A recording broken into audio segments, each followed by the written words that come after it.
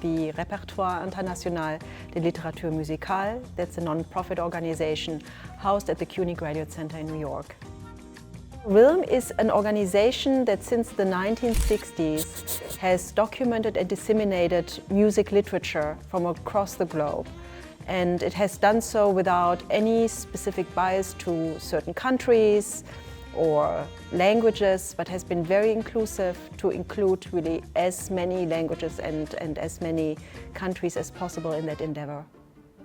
I remember going by the aisles of the music library in my German town where I studied and just seeing these very big print volumes organized year by year of RILM abstracts that provided information by keywords on anything that has been written on a given topic. And that was my first moment when I thought, wow, I cannot do any good research, any good work without it. I moved to New York City in 1999. And about the same year or the year after, I was introduced to a Croatian musicologist, Zdravko Blažeković, who was the executive editor of RILM. It's so hard to find people who have a broad knowledge about musicology.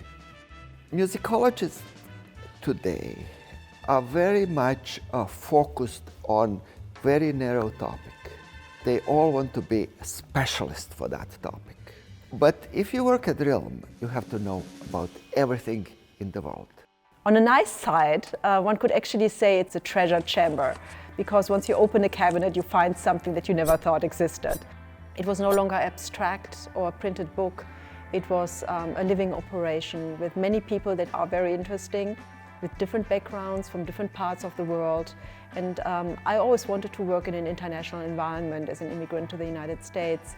And I was really impressed by the variety of people working for the same cause. RILM Abstracts is bibliography of writings on music, on any kind of music, published anywhere in the world. So this is the largest bibliographic tool for music. And there are not many disciplines in the humanities. Probably there is no other discipline in the humanity that has almost complete, or as complete as it can be, a bibliography of writings on music since 1960s to today. And that whole bibliography is 1.6 million records in one database, and you can search at one time. So there is no topic in RILM that is not covered, and that is a huge thing. You have a performance, you might record it or not, but still, even if you record it, it's an ephemeral moment. RILM has tremendous stakes in that archiving and preservation for something that is very ephemeral, music. Music is a social activity, and you study it from all different angles, how to play, how do you produce music compositions, what is the meaning of music in the society, for humanity.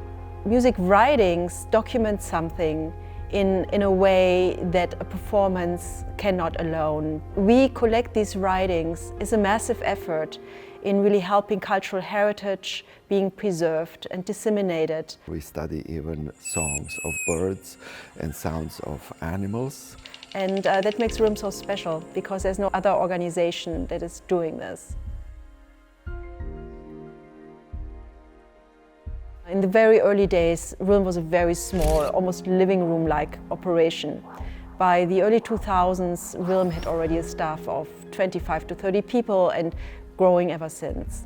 I wish I could meet Barry Brook now. We really look at digital media that are no longer viable to be used because the software is outdated, the medium no longer exists, and that we actually kind of preserve content that is on different media. Working, if possible, with computers. One thing that is really so fantastic about RILM, that from the outset, as an operation, it really paid attention to technological development and tried to be up to speed.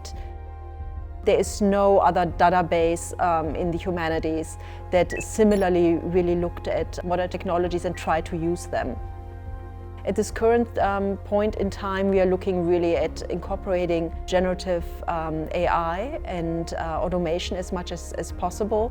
we are having a special internal conference just to hone our kind of vision for that. And we have our own platform that relies on automation quite a bit, and we try to be really in step with technological developments at the time as much as we can. We don't know how technology is going to develop. AI might change the future of RILM and fate of RILM. Maybe in 20 years nobody will need a RILM. But what is important for me, that what we created will always stay 500 or 5,000 years from now. That will be a package. And as we look now, bibliographies of Renaissance music, and we see, oh, this publication, we know it's all lost. We know it only from the bibliography. I think that at some point, RILM will have this, maybe 500 years from now, when some Indian publications will deteriorate because the paper is so bad, there will be a record in RILM. Yes, this person has published this article, and we know that this publication actually exists. We have just started our relationship with UNESCO, and I think in the future this is a relationship that we want to deepen and hone, so that it's not just fruitful for RILM but also for the UNESCO, and that we can make a contribution to cultural policies all over the world.